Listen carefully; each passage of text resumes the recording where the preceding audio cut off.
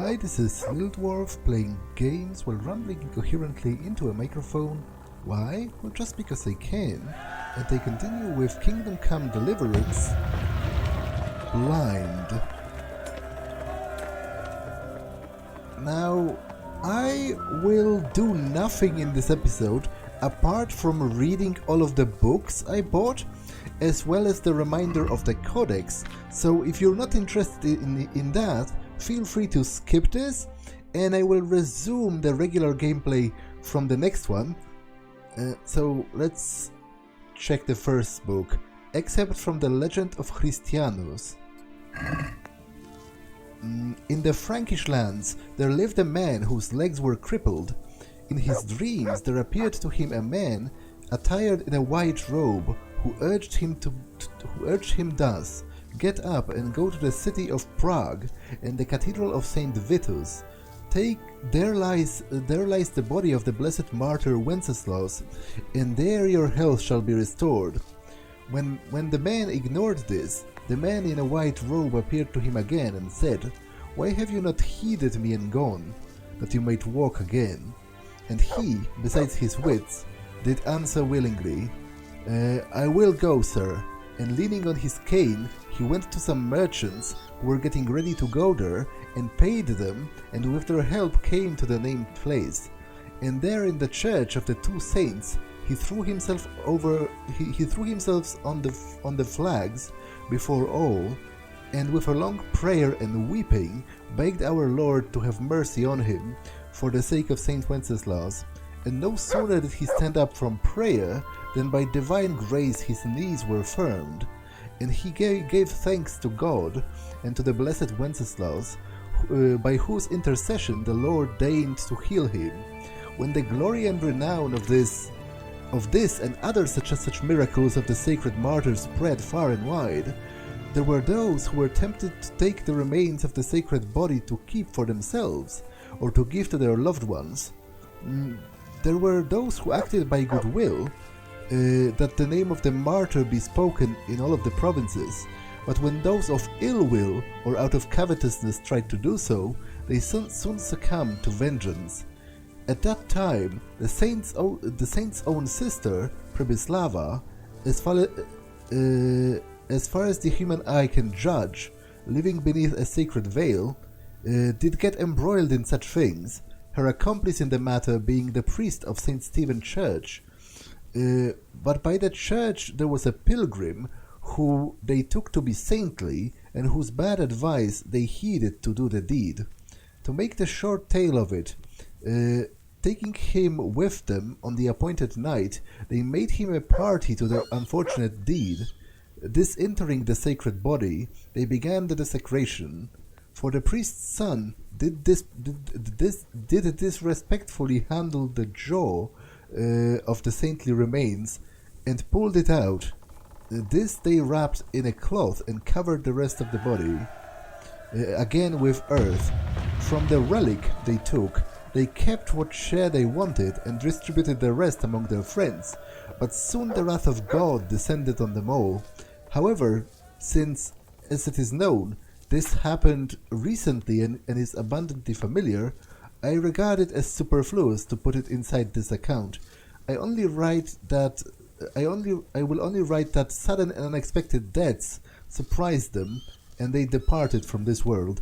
Now, I actually wonder how common was the theft of holy relics. Like, I am pretty sure the counterfeiting of holy relics was, like, incredibly common. In fact, there have been some accounts where, for amusement, historians were counting up every instance of where there appeared a supposed genuine,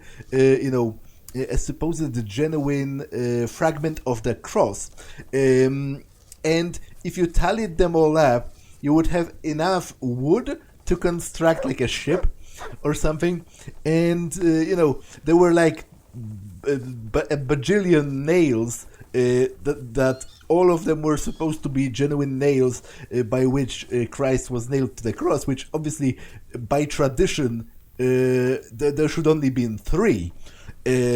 but I wonder how common stealing what's the word, an established holy relic was, a quote unquote genuine one that was kept in a church or something. How commonly did it happen that somebody tried to break in and like take a bit of it or something?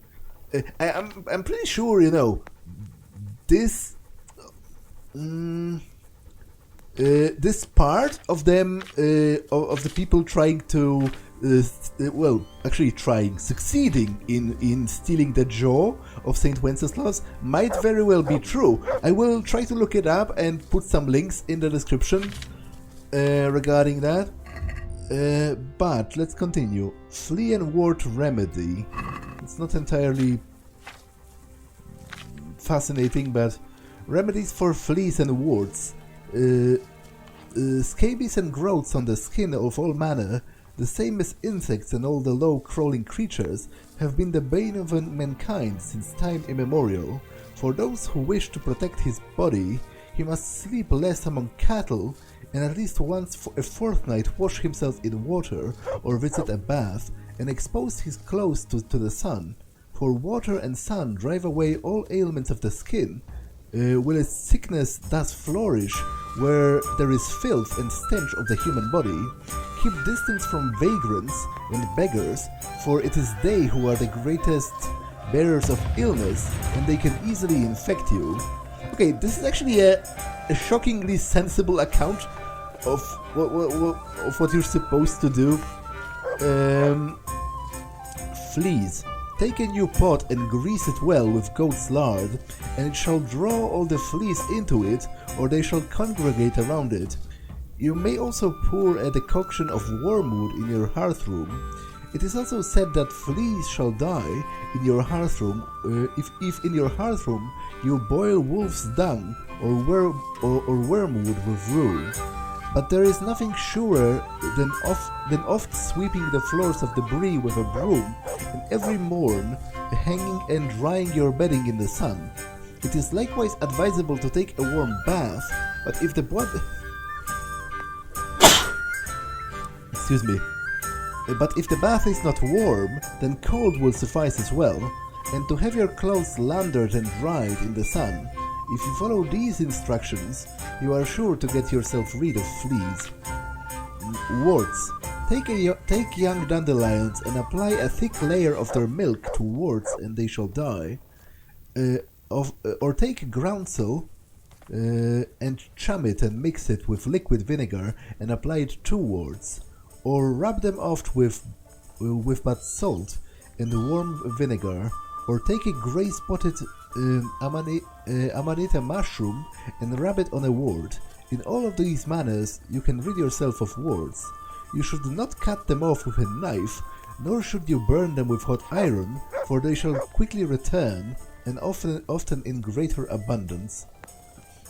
Okay, obviously I am not at liberty to say whether the actual herbal remedies or applying ointments of particular kind would help, but the general level, this is a very sensible book about keeping yourself and your surroundings clean, because it says you should sweep your floor and change your bedding from time to time, which again, it's not the amount of dirt and filthiness of the Middle Ages is highly overstated in popular culture, because those people, they were still people. It simply wouldn't be comfortable to live in filth all your life. It's not sure that they didn't know exactly how spreading disease worked. They didn't know about germ theory, for example, but it doesn't mean that they enjoyed walking around dirty. Okay, let me pause for a second. Okay, I'm back. So let's continue. Legend of Melusine I.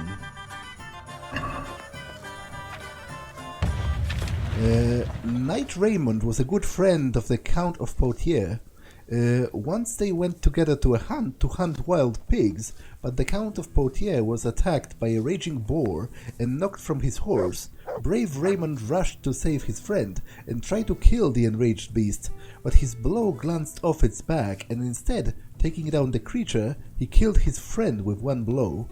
Aghast at his deed, Raymond fled deep into the forest, where he grieved over the death of his friend, little knowing that he had acted according to an ancient prophecy, and through an evil heart. Thirsty, he knelt down by a pool in the woods to take a drink and rest a while, whereupon he saw the most beautiful maiden sitting by the pool. She came to him at once, and asked what a knight was seeking so deep in the woods, and why he was so sad. Disarmed by her beauty, Raymond fell in love with the girl and told her the whole story of his misfortune. Then right away he asked for her hand in marriage, and the maiden, who was called Melusine, accepted his offer, but she warned him that her husband must never enter her chamber on a Saturday, and must leave her alone all day. From this moment the knight returned from the forest with his bride, and he met only good fortune. He defeated all the old rivals of his family, put rights to all wrongs against them, and got back many castles and estates that the others had stolen from his glorious family, thereby exalting his own good name and that of his line. Raymond served his liege so bravely that the Lord asked him what he could like to have for his services, whereupon the knight replied that he wished to have a freehold, to have in freehold as much land as would fit within the skin of one stag. He's going to cover a map with it. I can already see that. His liege lord laughed and gladly agreed, little knowing that Melusine had advised him to cut the skin of a stag into thin ribbons and weave a long rope from them. Oh, okay. I guess I didn't really get it. I had a different idea of how to do that. This she made even longer by magic spell, so it would hold an even greater tract of land. Melusine made a spring rise up in the middle of this land to water the earth and to ensure good harvest every year. By other spells, Melusine erected a great castle where she and Raymond made their home. Unfortunately, I don't have a sequel to this, so I want to know what happened next. Maidens War I.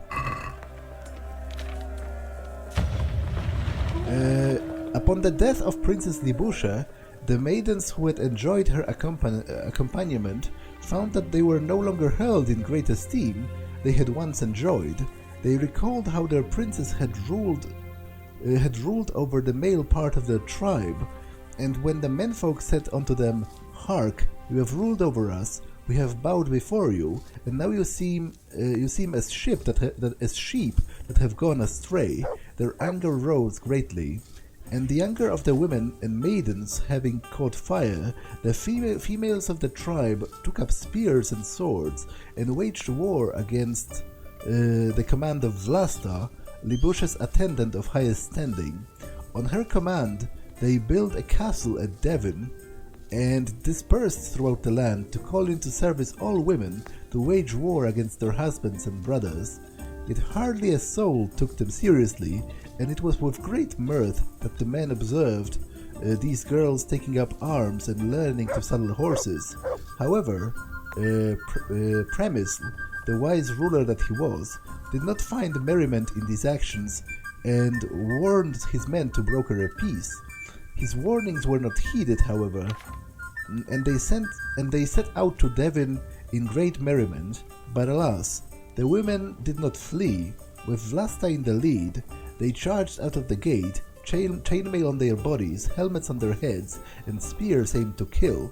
"If we allow ourselves to be vanquished," called out Vlasta, "then it will be then that men shall laugh at us.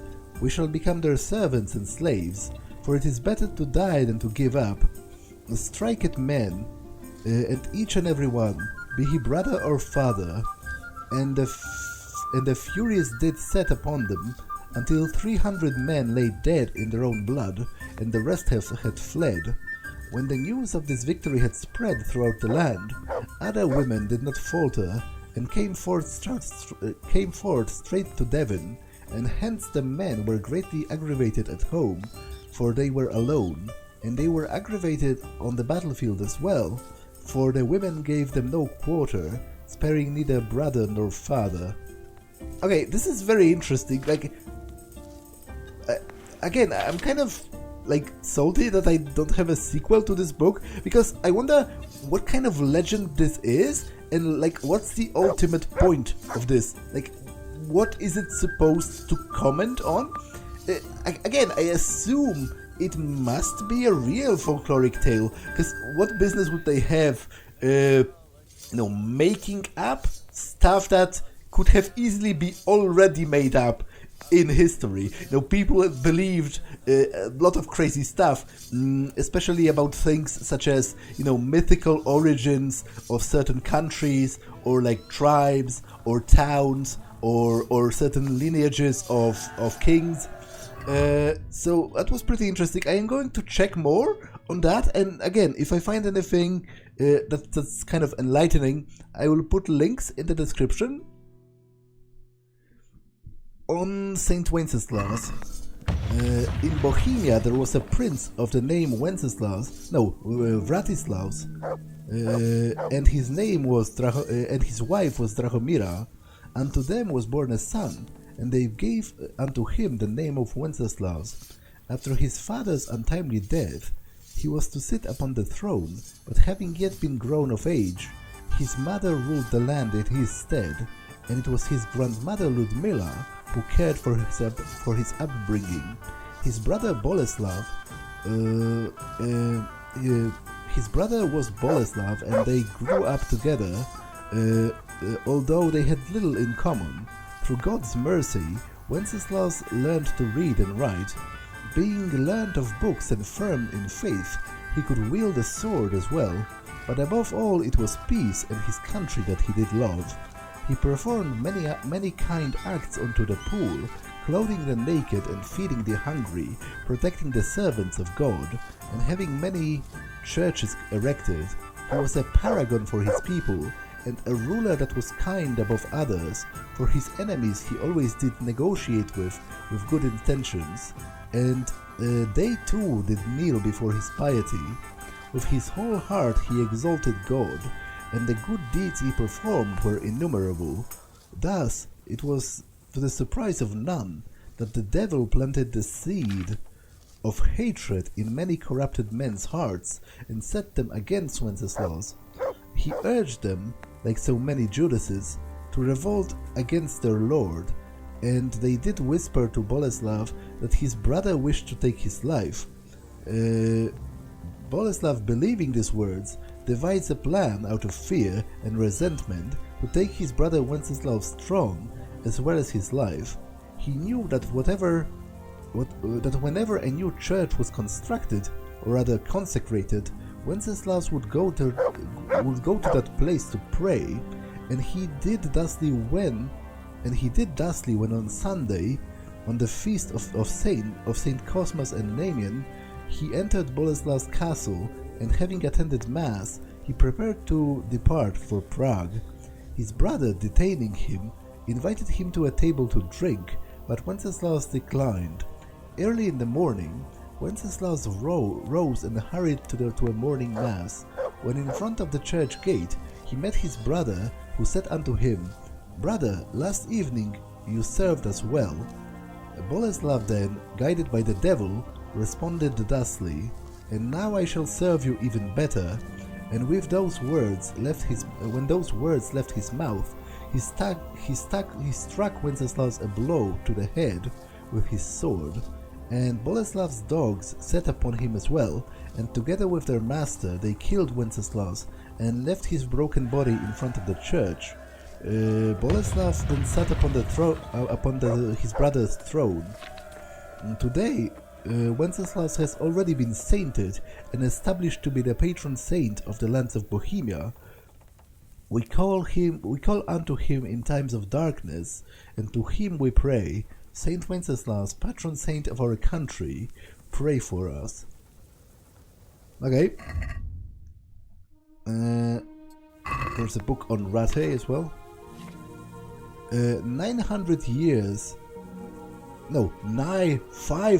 years have passed since the appearance of a walled settlement, which later grew into a castle guarding the borders of the lands of the Slitsons and its main trade route, and even later it bloomed into a town, which, however, 150 years ago burned to the ground and was built anew in an even more beautiful form, with strong walls that not even Kutna Hora or Prague would be ashamed of. The fortified town of Rattay fell under the possession of the king and was granted as a fiefdom, and during the reign of John of Luxembourg it fell under the rule of Lord Henry of Lipa, who then had built a lower castle that they called Perkstein.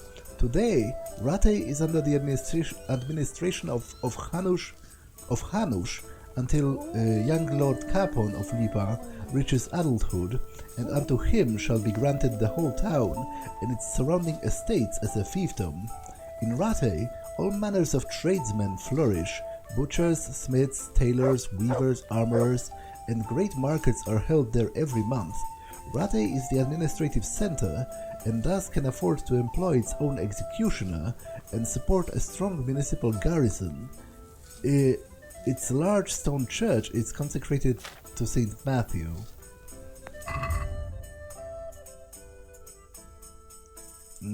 Song of the Merry Pool. Now has winter come, hear you, ragged ones. Evil times are on us, and clothing none. Evil winds blow, evil is sown. Blasts of bitter weather, once upon another, bringing naught but bother. Heavy falls the snow, foretelling great woe. Worn threadbare your cloak, hose torn and shoes are broke. We sleep through summer, heedless in slumber of next winter's snows. How great our woes, how poor our clothes. Ye poor, be of good cheer, joy is with us here. Clothes worn away, heads turned to grey, despair, poor ones, shall guide on us. What can we endeavour? Our path forever, to seek God's favour. Caps from our heads torn, none is left to keep. What grief we have sown, so shall we yet reap. Sheaves cut short and sad of heart, in Bohemia what to do, but to the tavern go for relief from woe. And at the alehouse then they gave us naught to drink. Oh, what misery to sup from a dry and empty cup. Pawn accursed with empty purse, what can you endeavour? Seek relief from labour and ask God's favour. On Friday here's our fare, soup from water prepared, stew of grass and wood, and an end to this bad food. Fish will there be, from Danube or sea? Of that there's little fear, for even eels are dear, and loach are far from here. On Saturday we'll sup from grief's bitter cup, and on Sunday morning, empty bellies groaning, at table together, one poor as another, we'll sit and take our share of nothing else but air, and let that be our fare. The cooks will for us brew from mist and fog a stew, from darkness roasted game, and venison in dreams. Stew a log of wood, or a club for food, to honor guests and treat them. Such food to serve to feed them would better serve to beat them. Keep your food so rough, black pudding with barley, and cabbage we love, buttermilk and whey, mashed peas, noodles with seeds of poppy, smoked ham too, a pumpkin or two, and chickpea stew. Okay, it's like not a super cool song, but you know, it's a song. It probably would be more interesting if I heard it sung. However, I wanted to comment on one thing. I wanted to comment on a soup from water, because there actually is there is a regional dish in Silesia, in Poland, which literally, like, its name literally means water soup, and that's what it is, because it's called wodzionka. It's basically, it's like water, stale bread, and like a bunch of like pepper and a bunch of what's the word for that? Like a bunch of spices, basically, to give taste to it. It's like, basically, it's stale old bread soaked in water with a bunch of spices. It was like traditionally, it was literally what's described here. It was a food for people who could not afford, you know, actual food. But nowadays, I've heard some people, you know, are making it with actual other things. That they add like a bit of ham or something as well to the stale bread. But that defeats the purpose a little bit, because it was always supposed to be, you know, this very bare bones kind of soup that doesn't require too many resources. Saint Adalbert. On Saint Adalbert, upon the death of Bishop Dietmar, the first bishop of the Kingdom of Bohemia, Wojtek, known as Adalbert, of the Slavnik clan, took his place. It transpired in the year 982, recalling to his mind the words of his predecessor, that among the common people many injustices had spread, that polygamy amongst the nobility and blood feuds among the people did flourish, that no soul did honor neither the Sabbath nor the holidays, and in their place there held markets, that Christians were sold into slavery, and that in the countryside pagan customs did flourish. He resolved to devote his life to fighting against such inequity. For 5 years he did endeavor to eradicate these inequities, but he failed, and disgusted, he traveled to Rome to beg the Holy Father for counsel. And he said unto him, "My son, if you are incapable of leading your people, then withdraw, and at least to try to save yourself." And he wanted to journey to Jerusalem, but it was impossible to pass himself off as a common pilgrim, for his bishop's vestments gave him away, but he cast them aside he could not, and he gave his possessions to the poor, and he did cast aside his vestments, and he secluded himself in a Benedictine monastery for several years. But here as well he saw how morality had been degraded, and how the monks lived a nearly earthly life, and in disgust he departed, and returned to pastoring and the crozier. To rectify at least some things, he founded the Brvnov monastery, as well as several others, and invited monks of great morals to live and devote themselves to God according to the strictest monastic laws. In the year of our Lord, 995, horrible catastrophe struck his family. Every last man and child was murdered at the fortified town of Libice, whence only Adalbert escaped, perhaps because he was not there, or because not a soul dared to lay a hand upon the bishop. People of evil tongue claim that it was the Trebuchet clan that did commit this massacre to solidify its power in Bohemia. Others say that it was Adalbert himself who was responsible, for he offered an adulterous wife, who according to custom should have been killed, asylum in his church, and thus he disgraced the clan of the husband. Thus the disgraced clan of the husband wanted vengeance, but not finding him at Libice, they killed his family instead. Sorrowed and disgusted, Adalbert once again retired from his affairs and set off on a missionary to the north, to the land of the pagan Prussians. There he desired to spread Christian faith and to fight against the pagans idolatry, but the local inhabitants did not wish to see him and greeted him with stones and sticks. Seeing such idolatry, he destroyed their idols and chopped down their sacred grove, for they did bow before trees and considered them to be holy. When the pagans saw this, they killed Adalbert, and the trees drank his blood. It was only Boleslav the Brave who had the holy remains of this martyr taken to Prague. Now, I'm pretty sure... that's actually interesting,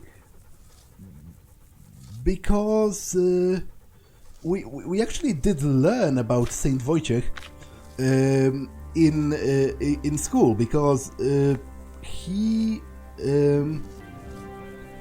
he actually traveled through Poland to reach Prussia, and in fact, I'm pretty sure he was like partially sponsored. This whole mission was partially sponsored by Boleslav the Brave, who was the ruler of Poland by the time. But I've never heard him called Adalbert. Like, we have always learned about him using his, I guess, given natal name, which is Wojtek, written kind of funnily because it's like phonetically written in this book. It's not how you write. I'm pretty sure you do not write it. You do not write it that way, even in Czech, but certainly not in Polish. It's written phonetically so that an English speaker can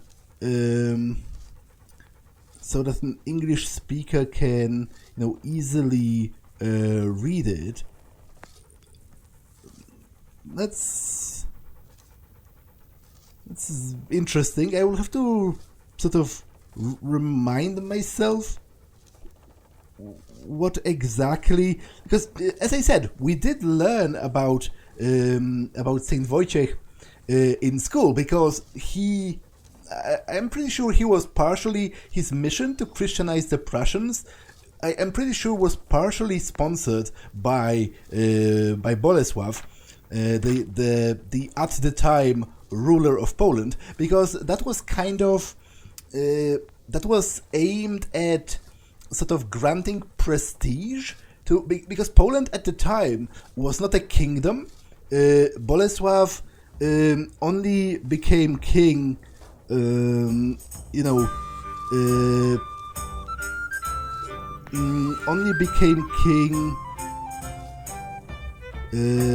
later.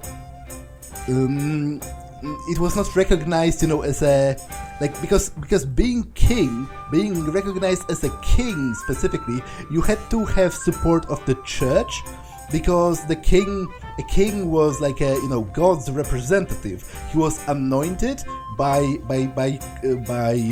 priests, and he was supposed to carry out God's will.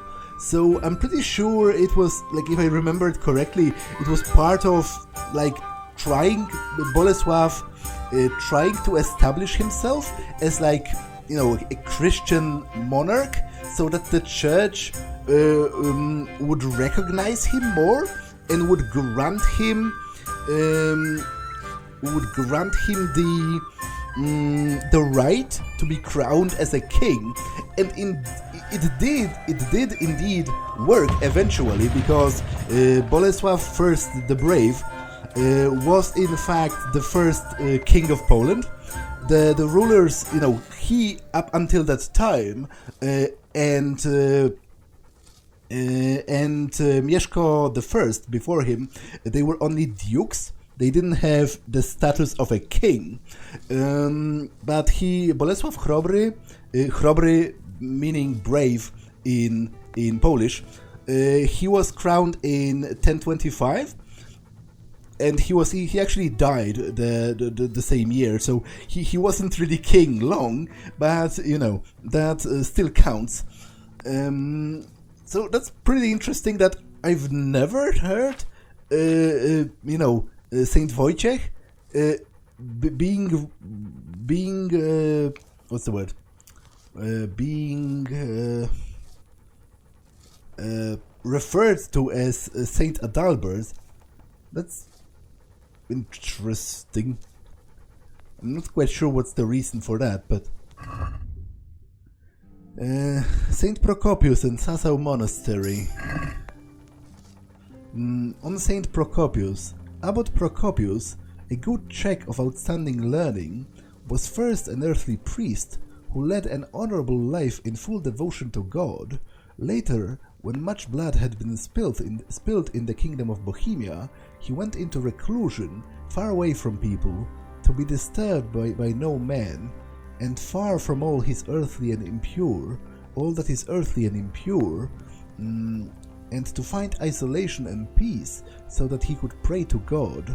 With great passion in his heart, he denied his wife and his home, his worldly prosperity, his relatives and friends, and lo, even his own self did he deny, subjecting himself to God's will alone.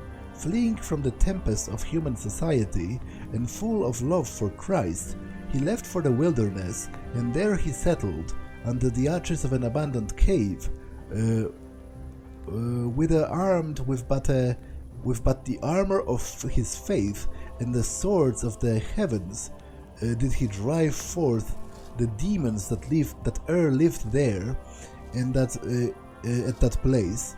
For many years did he dwell in the cave, his virtues shielding him from all temptation and impropriety. Prayer, fasting, and keeping vigil bound him fast to the firm rock that is Christ.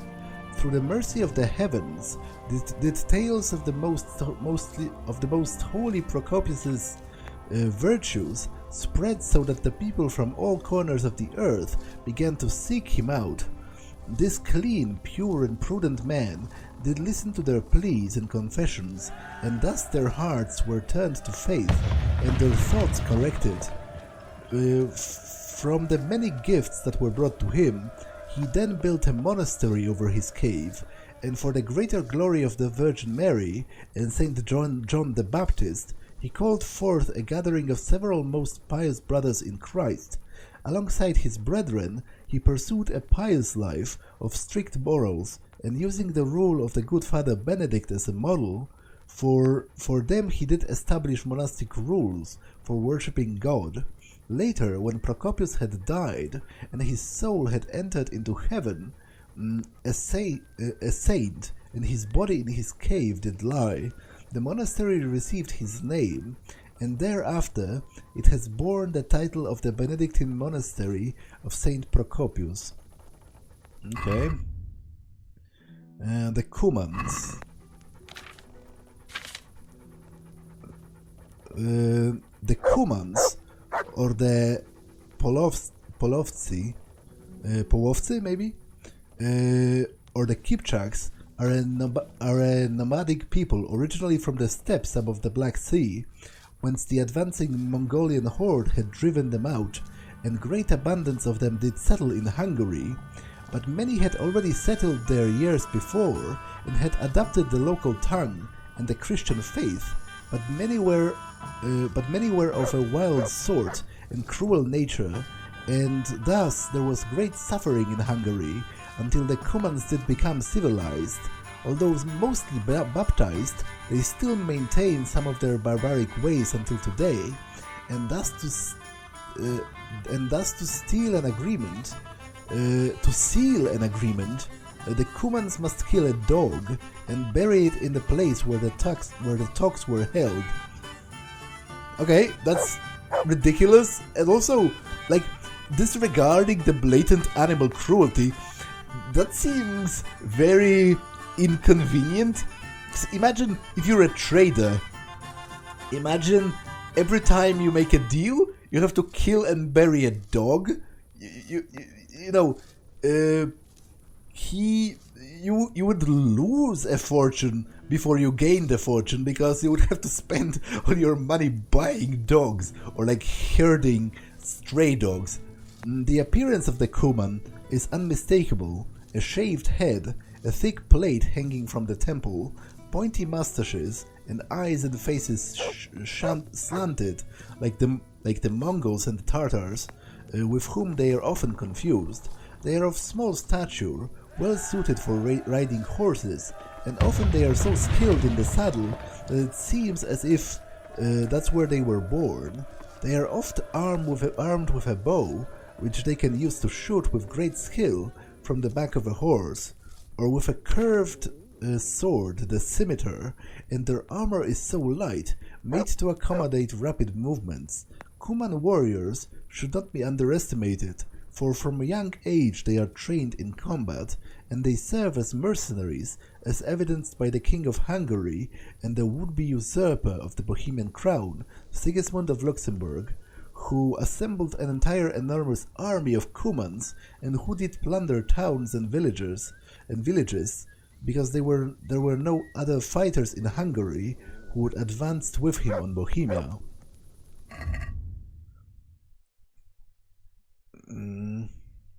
The Czech campaign in Lombardy.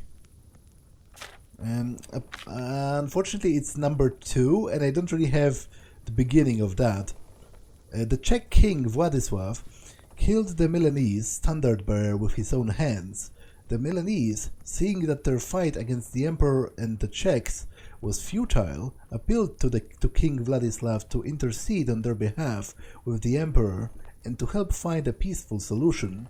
This was done, and the Milanese succumbed to the emperor, recognized his authority, and paid a large ransom, for which the emperor left them many rights and confirmed old ones.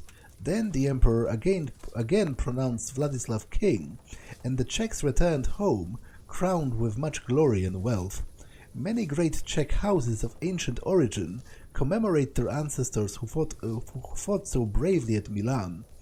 One was granted a golden ladder in their coat of arms for scaling the walls and being the first to surmount them.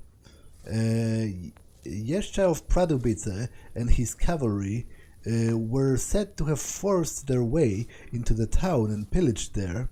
When they were going back, the defenders, in an effort to stop them, hurried to lower the iron portcullis, but he managed to flee the town. But the failing portcullis killed his horse, cutting it in two, and he had to get back to the siege encampment on foot with his loot, for which he was given in his coat of arms a halved silver horse, which to this day the lords of Pradovice bear on their standards and shields. The Czech nobility have long remembered this glorious campaign and commemorated as proof of the bravery and warfaring skills of all Czechs. Okay, I have no recollection of like what this war was about, and it would have helped if I had the first part of the book, but unfortunately I don't. I guess I have read that. Did I? Yeah, I did. I did read that, and I can't read this because I'm not skilled enough at hunting. The Peculiar Siege of Prague.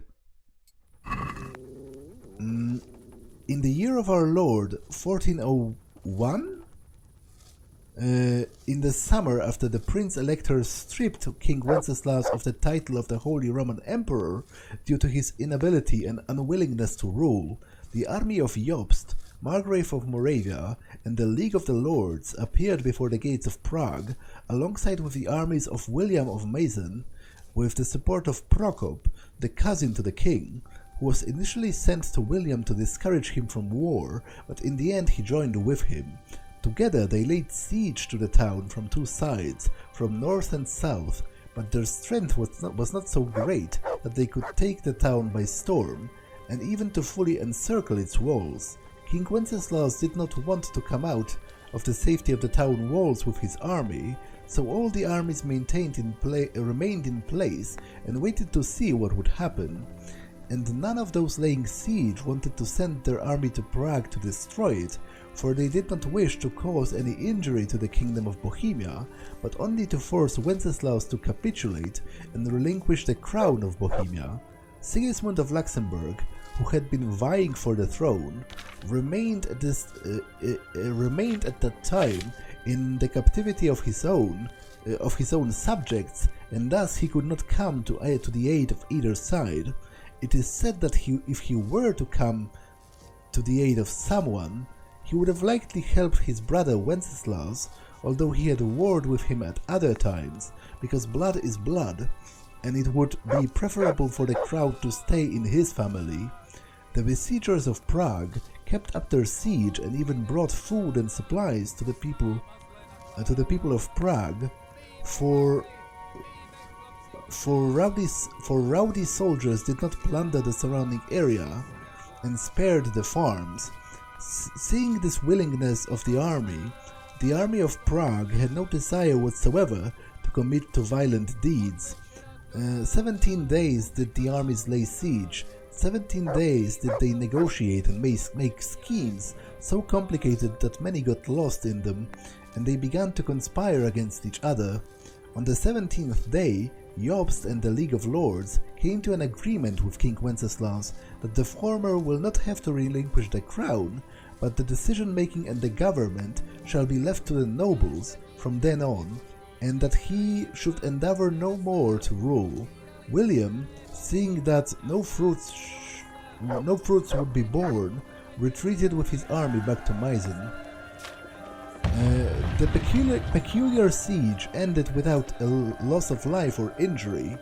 The only one to suffer loss was Wenceslas, for the soldiers in the royal siege encampments had slaughtered all the game in the royal preserve to fill their bellies. Okay, so he had like a private menagerie, and they killed all of his animals to eat them. Okay. Rule of Saint Benedict. Silence. Let us act in accordance with that saying of the prophet. I have said, I will keep my ways, that I offend not with my tongue. I have been watchful over my mouth. I held my peace and humbled myself, and was silent from speaking even good things. If therefore, according to this saying of the prophet, we are at times to abstain for silence sake, even from good talk, how much more ought we to refrain from evil words on accounts of guilt and penalty of sin? Therefore, because of the importance of silence, let leave to speak be seldom given, even to perfect disciples, although their words be of good and holy matters, tending into edification, because it is written, in much speaking thou shalt not escape sin, and in another place, death and life are in the hands of the tongue. Hands of the tongue, really? For it behoveth a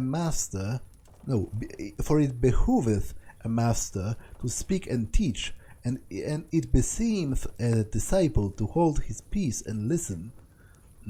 If therefore anything must be asked of the prior, let it be done with all humility, subjection and reverence, and those who asked may not seem to speak more than is necessary, but as for buffoonery, idle words, and such, or such that move to laughter, we utterly condemn and forbid them in all places.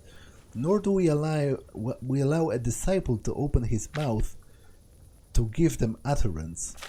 On daily manual labor, idleness is the enemy of the soul.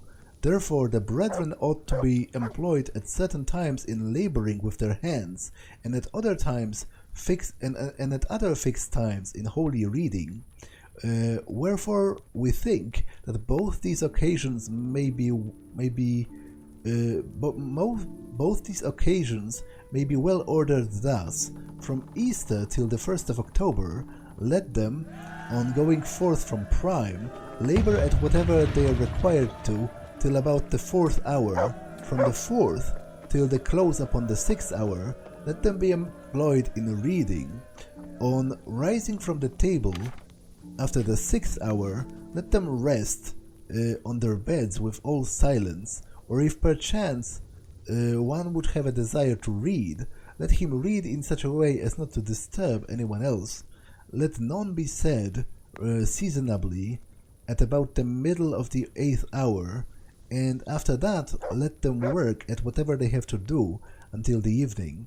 If the situation of the place or their poverty require them to labor in reaping of corn, let them not be saddened thereat, for then are they monks in very deed, when they live by the labor of their hands, as our fathers and the apostles did before us. Yet let all the things be done with moderation for the sake of the faint-hearted. Okay, I will stand closer to the light, because to be honest I have to strain my eyes a little.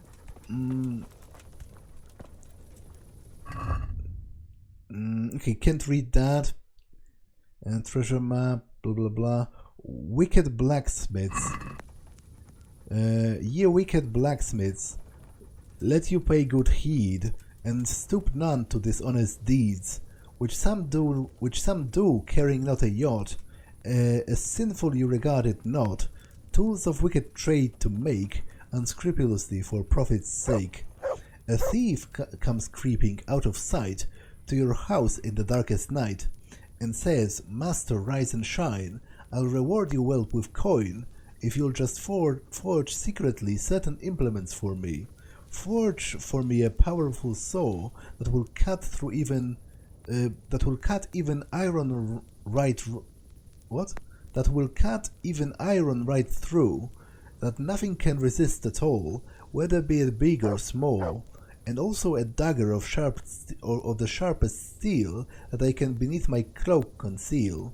Forge me 10 strong keys as well, better than any in heaven or hell, which will open any lock on earth. Blacksmith, give me my money's worth. Thus, with the promise of a reward, he tempts the master with honeyed words. This the blacksmith gladly hears, the thief's words, music to his ears. All the tools that you may need, I shall willingly forge indeed. All that you ask I'll deliver, as long as you pay me in silver. With groschen we will fill your purse, when you bring these to us. Come to us in the deepest woods, where our merry band will await your goods. God gifted you with golden hands, but riches you'll get from a robber's band. The smith's bargain with the thief is done, honor and conscience he has none. He would sell his soul to anyone. Okay, this is a book about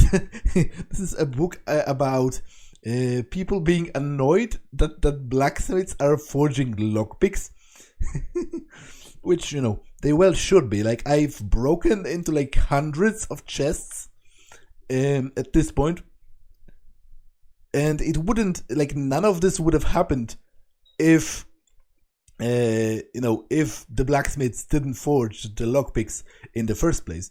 Because I imagine it's actually, because it has to have a correct shape. It's not. I don't think a lockpick is just like a random pointy piece of steel. I think it has to have a certain bend and all that to fit into a lock correctly and to work. So, you know, it's all the blacksmith's fault, you know. But I am done with the books, apparently. I thought I had more of them. So let me go to the Codex. I will revisit the General tab, whatever I have not read up until that point, and then I'll go through the other tabs as well, because they have been all updated. Okay, so Black Chronicle, Acta Negra Maleficorum, Black Books, also called Pitch Books or Blood Books, held information and records of delinquents and people suspected of capital crimes. The records were kept by a clerk of the municipal court of the interrogation of the prisoners, sometimes under torture. The oldest preserved black books date from early 16th century. Okay, charity. The term charity was understood as good work to one's brethren. Christian iconography depicts charity as a pelican feeding its young with its own flesh. Society, inspired by the teaching of the Church and the Old Testament stories, showed compassion by giving alms, free medical aid, food and wine to poor or travelers, sometimes even to the exiled. It was deemed that such acts of mercy acquired salvation and a place in heaven, and were more about formally securing indulgences rather than being spontaneous acts of mercy. The Church often founded hospitals, hostels, and hospices, as well as granting pardons to prisoners.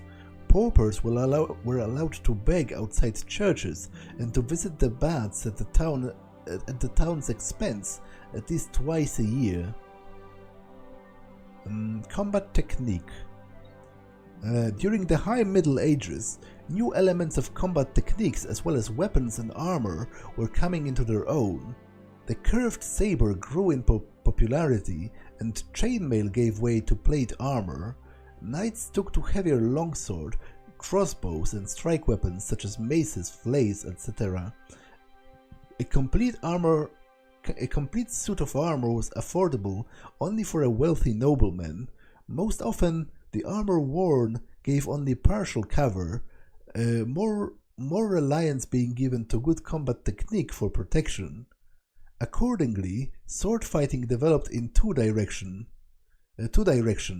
Knightly swordsmanship, fought with a spear, sword and shield in heavy armor, or commoner swordsmanship, for lightly armored foot soldiers who fought with swords and homemade weapons, for example daggers, flails, scythes, or bludgeons. In combat between the lightly armored and the ironclads, it was often swiftness, agility, and cunning that made the difference. Hence, swordplay drew interest in the poorer echelons of society. Over time, they gained their skill in sword fighting schools. The training was not very professional, based more on agility, readiness, and the use of any and all advantageous resources available apart from weapons. Accurate period descriptions of battles are lacking, so historians rely on records preserved in literature or illustrated material. It's a pity. It's like a huge pity that there are no crossbows in this game, and also it seems like such a great thing to overlook. If anything, I would say at this point, especially with the advance of plate, maybe, and especially in Bohemia, like Bohemia was a big crossbow country, so maybe they should have left the bows out and had crossbows in game instead. Construction works arose around every major building site, employing stonemasons, carpenters, bricklayers, blacksmiths, freight haulers, stonecutters, ropers, pillar makers, coopers, and so on. Sundry labor was done by unskilled hirelings. Stone or wooden elements and auxiliary structures were made on the site. The place where the construction works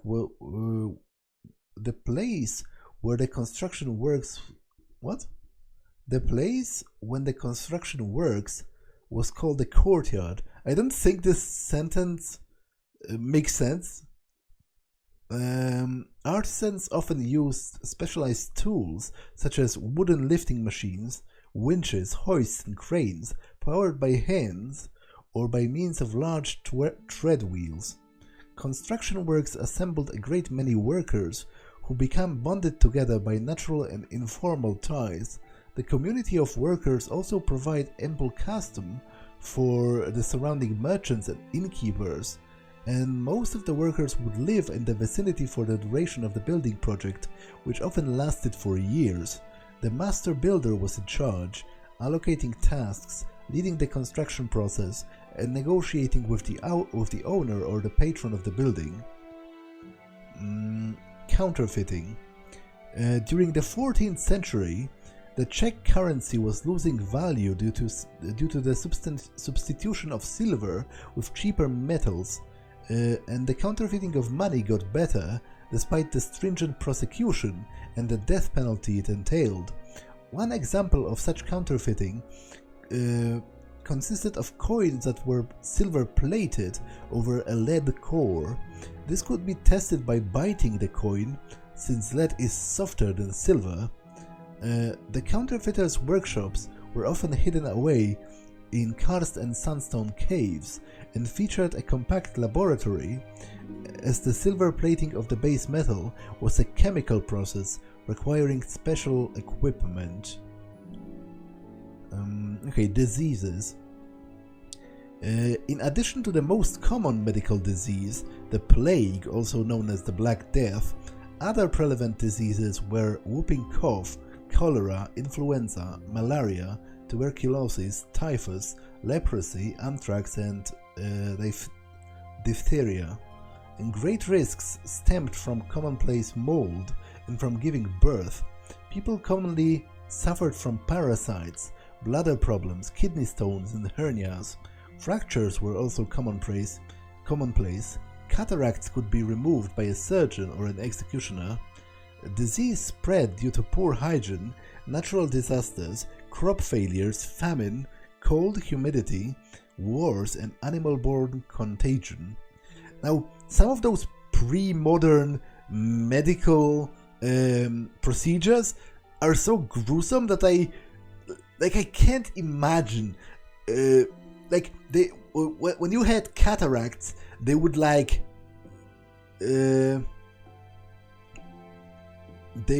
cut your eye. But obviously they do that. They do that nowadays as well.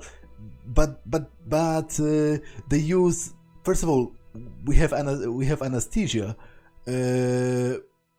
but also it's like much more precise equipment. Whereas in the day, I remember watching a video about how they sucked a piece of your what's the word for that? I forgot the word, but they literally sucked a piece of your eye out of your eye, by cutting it first and then sucking it through a straw. It was horrible, and even more horrible were all of the descriptions of procedures, removing things like kidney stones or whatever, there were some basically. I'm not sure whether it would be better at some of those cases to just live with that certain thing rather than risk that procedure being done. And you can also, not to mention the undescribable pain, there's also a high risk of death from infection and the like. Oh well, let's continue. Forgery. In the Middle Ages, forgery of various documents was relatively widespread. Few people could read or write, so few people could judge the authenticity of any record. Even gentlemen of high standing could seldom read, and only dictated their documents to scribes, so there was not as much trust in the written word, which might contain falsehood. Greater faith was placed on oral promises, oaths, and the other person's word of honor. Gord. Gords, sometimes called burg walls, were fortified settlements of various sizes, established from the Neolithic period, right through the early Middle Ages. They were built using natural terrain or the protection of waterways or islands or hills. Within the outer walls, there would typically be a central fort. Strongholds were mostly built from timber, with the outer palisade, stockade, and a ditch or moat. The stronghold fulfilled a protective and strategic function in times of war, and also served as a stopover on trade routes or as goods transfer station. Gothic architecture. The early Gothic buildings in Bohemia drew inspiration from France and the Rhineland.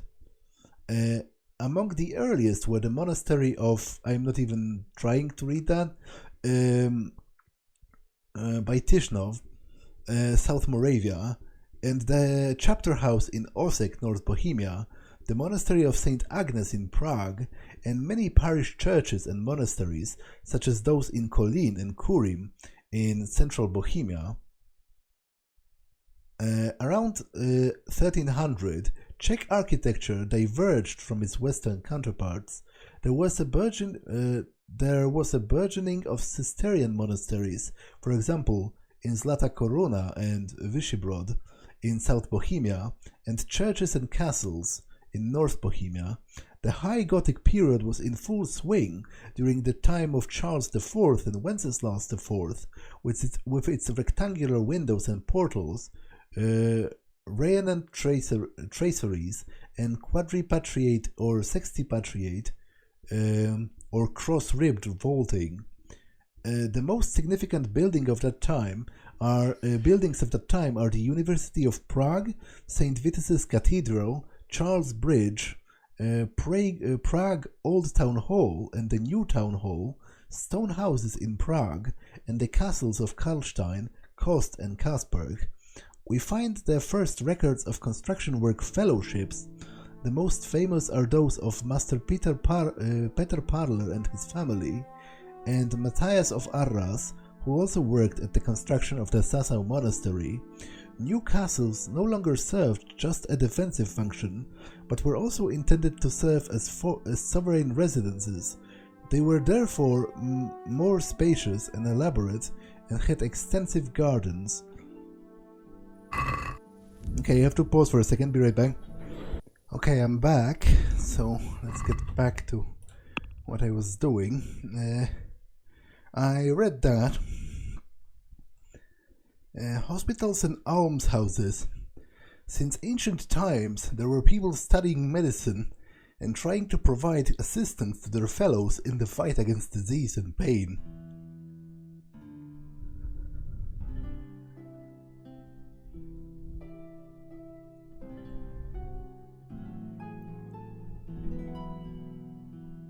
Hospitals and almshouses.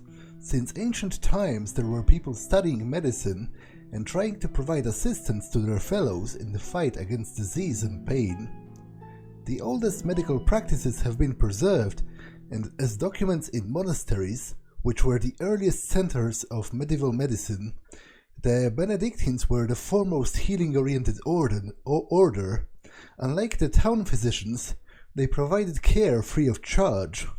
In the 11th century, hospitals underwent a noticeable development, particularly thanks to the knightly orders devoted to charity and the building of hospitals and hospices for pilgrims. Care for the sick was entrusted exclusively to men.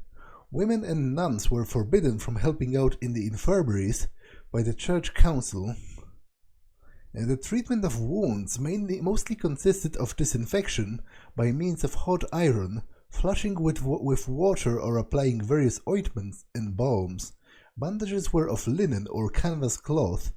Open wounds and inflammations were treated with herbal poultices. Soldiers often had to be able to help themselves because the field ambulances were unable to follow on behind military encampments fast enough. The wounded frequently failed to survive being carted around for several days in open wagons. Inquisition. There's quite a lot about the Inquisition, which isn't really weird because, it's quite a prominent institution. The Inquisition was founded in the 11th century primarily as a reaction to the widespread Albigensian Catarist heretical movement. Although it was originally intended to serve as an instrument for disciplining the clergy, later, after the Fourth Lateran Council in 1215, its main mission was to combat heresy. The Papal Inquisition in the 1230s was directly subordinated to the Pope, and thus became more or less a separate power, because it was answerable only to itself and the Pope. The Inquisition's main tasks were to seek out heretics, interrogate them, and convict them or redeem them, and to deliver the unredeemed to secular power for punishment. The term Inquisition is derived from Latin inquisitio, to investigate or inquire. When an inquisitor arrived in a diocese, he would usually report to the bishop and subsequently serve a solemn mass and make a sermon. He would then hear reports from the people about heresy. Heretics were allowed a period of grace, usually from 10 to 30 days, in which they could give themselves up and beg forgiveness. The inquisitor would then assess the reports he had received and convene the actual trials, which would either confirm or overturn the accusations. Although in general awareness the Inquisition is frequently associated with cruel procedures, fanaticism, and profound fear of the inquisitors, in reality the intention of the Inquisition and its work focused on rationalizing and legalizing trials of heretics and suppressing the practice of trial by ordeal. Therefore, Inquisition trials were based mainly on testimonies and the interrogation of the accused. The latter, however, had almost no rights and could be subjected to torture. Sometimes informing on people to the Inquisition was used as a mean of solving personal disputes, and it was then up to the Inquisitor's judgment to decide how to deal with the complaint. However, the Inquisition process ensured that accusations made against the accused by persons known to have a personal conflict with him or her would not be taken into account. The Inquisition trial took place, and any information revealed during it was not to be made public. In addition to this principle of secrecy, the trials also upheld the principle of writing everything down and keeping records for the needs of the Inquisition. These records were later checked by other persons and also present at the proceedings to prevent any manipulation of testimonies. In KCD, we tried to stick as closely as possible to the actual trial, but took artistic license, for example with the principle of secrecy, since we allowed Henry to play an active role in the proceedings. We also sped the entire process up, which is understandable because, to be honest, it would be a horribly dull side quest if you would have to wait for like weeks or months at an end to wait for the Inquisitor to mull over all of the evidence and gather testimony and all that. Medieval crises. As it drew to a close, the late medieval world was shaken to its foundation. Old certainties fell apart and new hazards and dangers emerged. This crisis was reflected mainly in demographic, political and religious, cultural and intellectual areas. The plague epidemic ravaged Europe from mid-14th century, although Bohemia largely escaped the worst. Even before that, agricultural production was in crisis, as it could no longer feed the burgeoning population of Europe. In the west of the continent, the 100 Years' War was raging between England and France. In the east, the Teutonic Knights were engaged in long-term warfare in the Baltic against the Polish. The Russian principalities were being overrun by the Mongol rulers of the Golden Horde, and the Ottoman Empire, which was to become Europe's prime enemy in the early modern period, was getting increasingly stronger. Alongside these large-scale conflicts, numerous peasants' uprisings erupted, especially in the West. Universal unity, an important cornerstone of the medieval world, was shaken by the papal schisms and the long-term failure to resolve them, and disputes within the church itself. Imperial power, which stood for the second pillar of this universal unity in the role of secular power, was restricted to the ruler of the Central European lands, especially the German countries, with various degrees of real power. Monastery hierarchy. The Benedictines were a decentralized order. All the monasterial communities were independent, and the representatives were the respective were headed by an abbot. His representative at the monasterial level was the prior. The smaller organizational units were in turn called priories, with the prior at its head. The abbot frequently traveled on the king's or pope's business, or to arrange the business affairs of the order, and thus could be away for extended periods. At such times, the prior would stand for him. Among the other occupations at the monastery were watchmen, bell-ringing circators, whose tasks was to patrol the entire monastery during hours of mandatory work, study and prayer, and ensure that there were no idlers and that everyone maintained order and silence. The various administrative sections of the establishment were entrusted to obedientaries. The preceptor, or cantor, was responsible for training the monks in ecclesiastical singing and conducting services. The procuring of food, beverages and fuel for the community and its guests was the job of the general bursar or steward of the monastery's cellars, the brothers Salarius, while accounts and administration were down to the provost. The infirmarian gave shelter and cared for ailing monks. In the monastery of Saint Procopius at the time of the abbot Peter, from 1377 to 1405, i.e. the time of our game, there were about 30 monks. Their names in the game derive from actual surviving records of the brothers actually there at the time. Okay. Pilgrimage. Religious pilgrimages were an important part of the Christian world. There were a number of reasons for embarking on a pilgrimage: the pursuit of forgiveness of sins, a curtailment of purgatory for the soul of the pilgrim or his loved ones, requests for healing or other divine help, expressing thanksgivings or a profound piety and effort to deepen it. The destinations of pilgrimages were places connected with Christ's life and work, or places where saints had lived or were interred. The most important pilgrimage site was the city of Jerusalem and the place of the Holy Sepulchre. The most frequented sites in Europe were Rome, the seat of the popes, associated with the work of St. Peter, and the city of Santiago de Compostela and the relics of St. James. In Bohemia, the most important pilgrimage site was Prague, where the remains of several saints were interred over time, the most important of which was the country's patron, Saint Wenceslas, who was laid to rest in St. Vitus's Cathedral. To carry out a pilgrimage was to undergo a strenuous and often hazardous journey, whether by land or sea, and it was a significant achievement for an individual. Providing shelter and assistance to a pilgrim was considered a moral deed.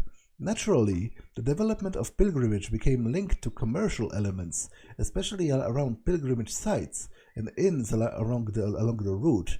Often it was possible to recognize pilgrims by their specific attire, which we can see in many illustrations, consisting of a cloak, a staff, a scrip or satchel, and bandages. A common motive or symbol of pilgrimages was St. James's shell. It was believed that such a shell brought back from a pilgrimage was blessed and therefore had supernatural powers. These shells were sometimes placed, for example, in the bottom of a well to ensure water purity.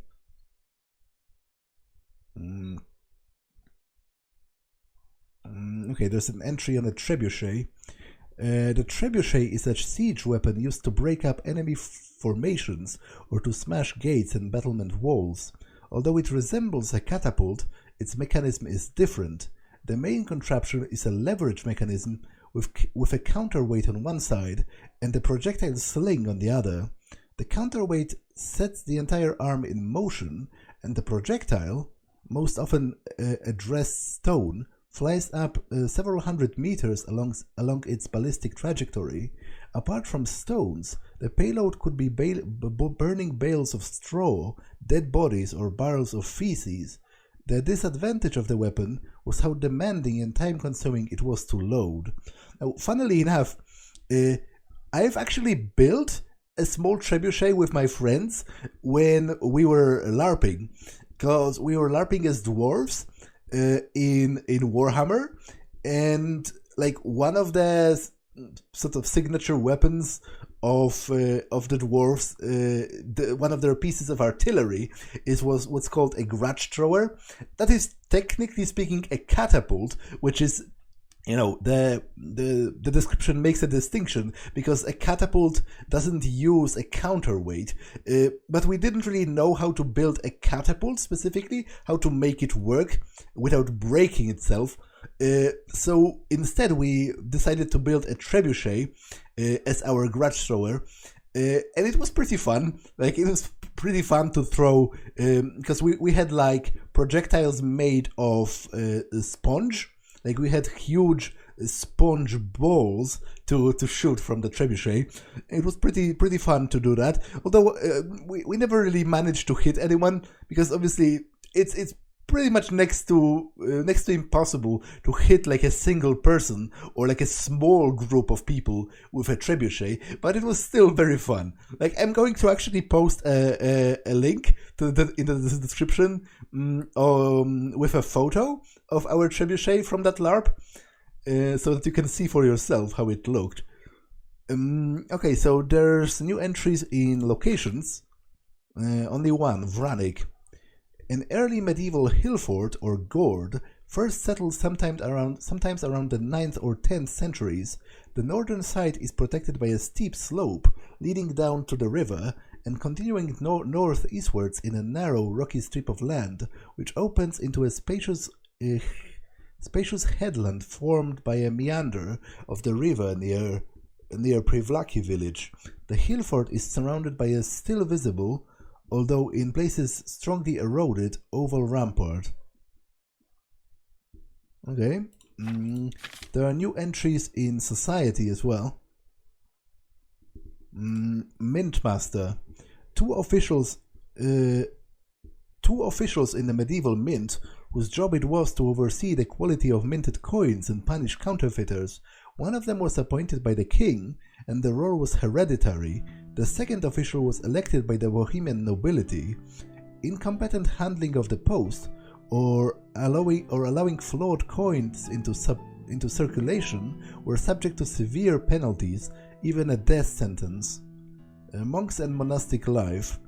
Every monastery, especially those of the Benedictine order, followed specific rules regarding allocation of time, activities and positions in the monastery hierarchy. In addition to worship, devotional reading and copying of illuminating books, the monks labored physically. Depending on the time of the year, they devoted between 6 and 8 hours to labor, 3.5 hours to prayer, and an equal time to study. The remainder of the day was allocated for rest and a short sleep. Monasteries often had seminaries for monks and future priests, as well as medicinal workshops.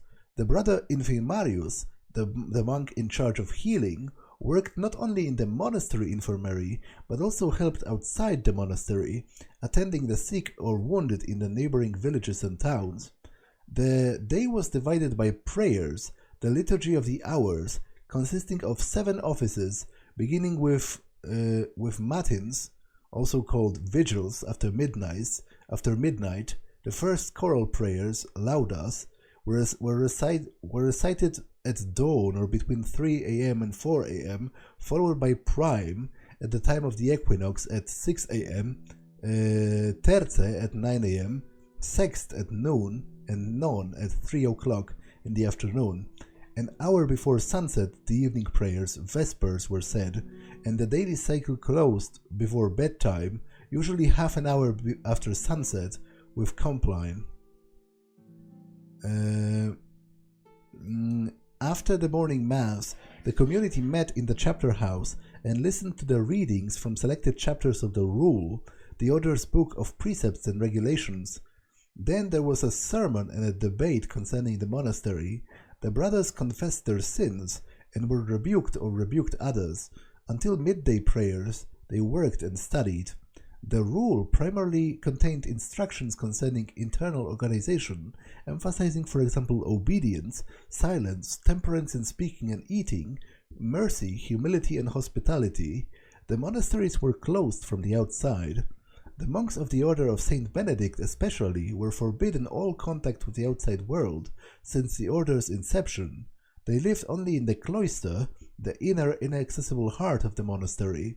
They were not allowed to leave it, and neither could any layman enter there. Some spent their entire lives behind the monastery walls. Only entrusted elder monks and lay laborers communicated with the outside world. They took care of the running of the monastery outside the cloister. The three orders of mankind. A notion of an ideal social order that was prevalent from the 10th to the 13th centuries. The basic principle of the system was that each person had a God-given place in the world that contributed to the welfare of mankind as a whole, thus ensuring universal unity and balance. The most extensive component of society consisted of those who worked, laboratores, whose purpose was to engage in crafts and cultivating the earth. Then came the fighters, bellatores, which originally comprised mostly the nobility and the retinues, whose task it was to protect society and oversee compliance with worldly laws. Lastly, there were those who prayed, oratores, i.e. the clergy, who were concerned with matters of faith and caring for the souls of others to lead them to salvation. The formulation of this concept is most often credited to French Bishop Adalbert of Leon. The concept of the three orders gradually became less convincing, to a large extent because it was not compatible with transition between classes, while the development of cities in particular was accompanied by the emergence of a relatively large, influential group of burghers who did not fit in the original division of society.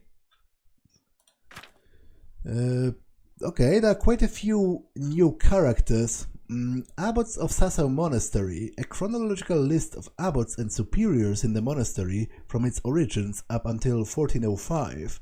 The year after the name indicates when from. Okay, Procopius, Vitius.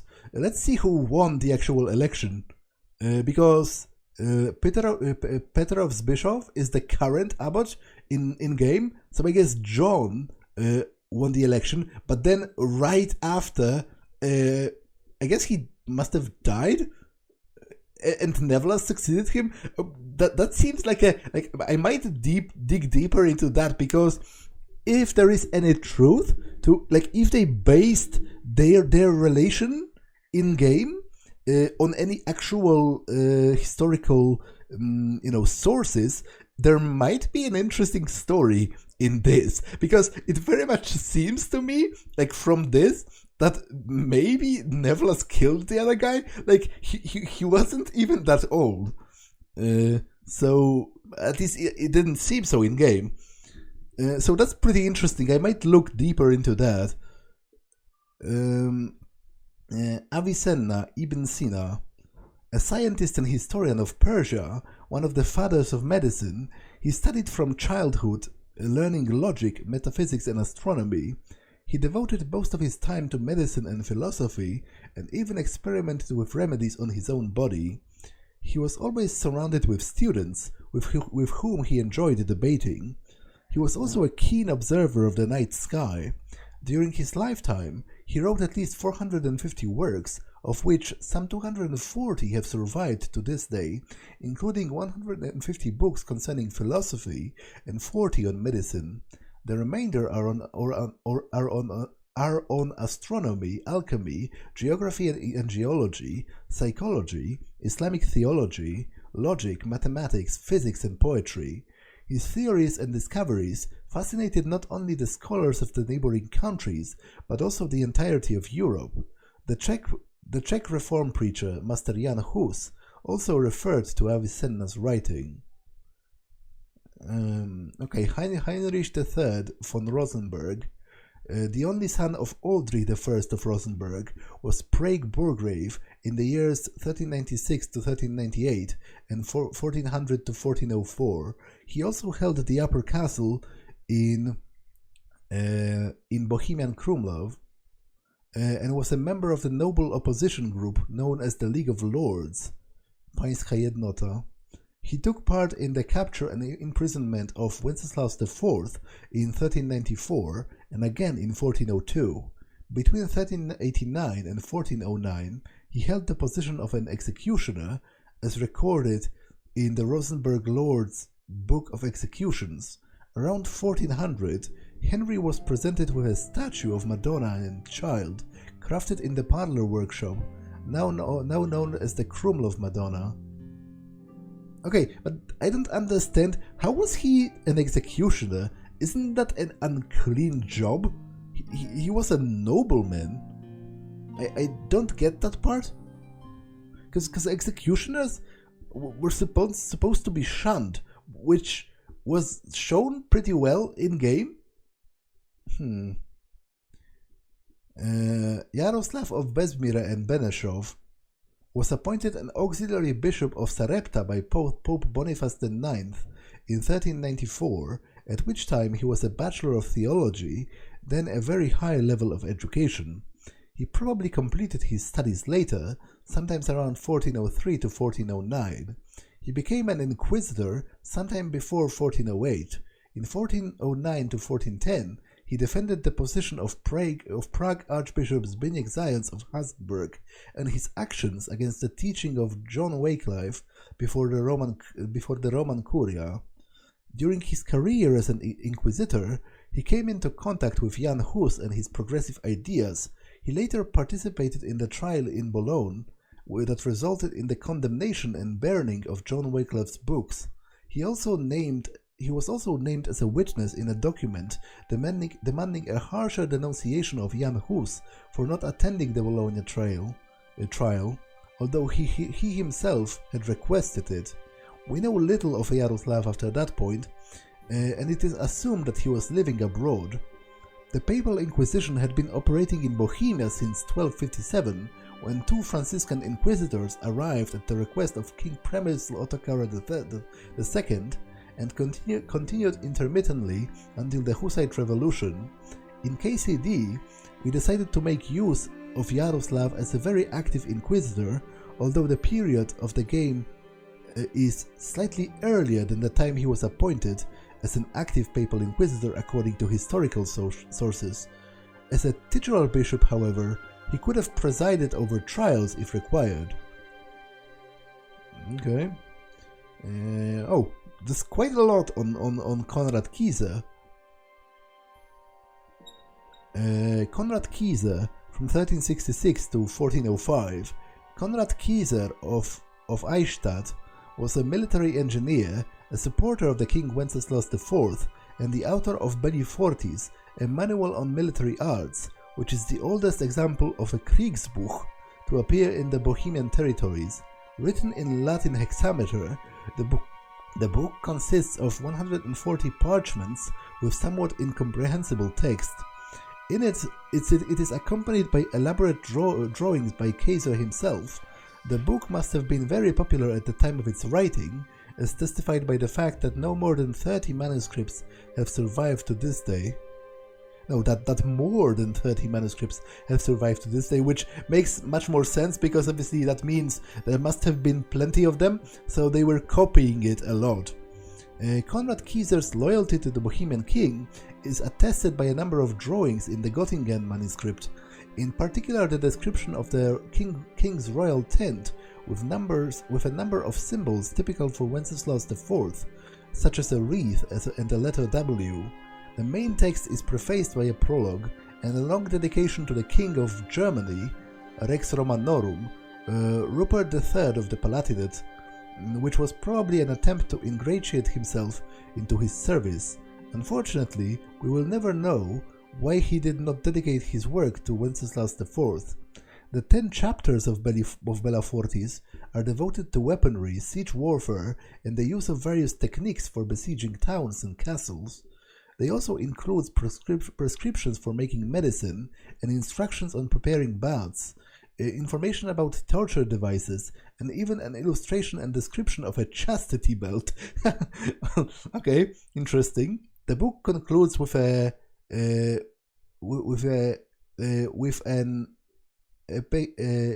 epihedion, personal elegy written by Kaiser himself, with his portrait and personal details, parents and date of his birth, as well as a horoscope from May 1402.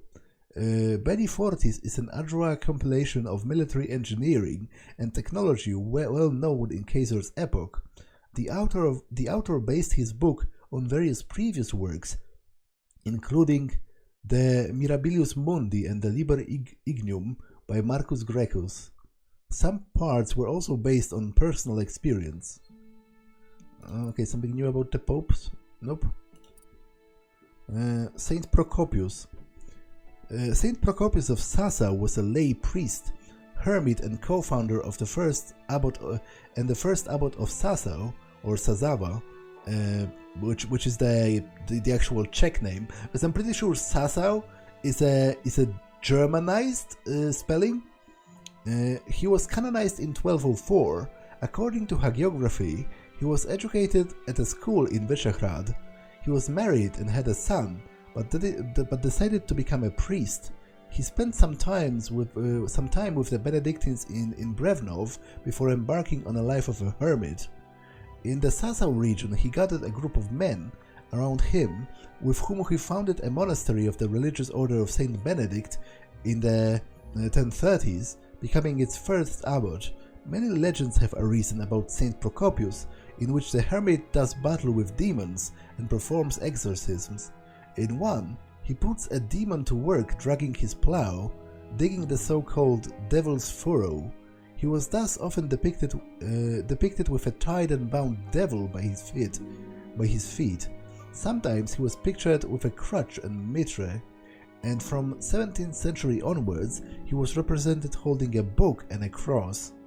The Sasau monastery houses the cave of Procopius, which was hollowed into the cliff wall in the shape of a Greek cross, and the saint is said to have spent several years as a hermit in it, in solitary prayer. Sir Smil Flaszka of Pradubice and Rychmburg was a Czech nobleman, the nephew of the first Czech Archbishop Ernest of Pradubice. He is known mainly as a writer. He received his bachelor's degree at the university in Prague in 1367. In the 1380s, he was in dispute with Wenceslas IV, trying to prevent Pradubice from falling into the hands of the king. Although he lost, in 1390 he inherited Pradubice and Rychmburg estates, and 6 years later he was appointed supreme scribe of the provincial records. From 1403 he held the position of hetman of the Czaslav region, and he was a member of the League of Lords. He died fighting against the Kuttenberg allies of Wenceslas IV. He wrote allegorical verse, for example the poem New Council, featuring an assembly of animals representing conservative views on how the king should govern. He also penned aphorisms, proverbs, and satires. A street in Pradubice bears his name, and his work is still read by the students of Czech literature. Okay, anything else? No. Okay, so that was it. So from the next episode onwards, I will, renew actual gameplay. But for now, let me save, and I'm going to end it here for now. That's all for this one, and I will see you in the next one. Bye.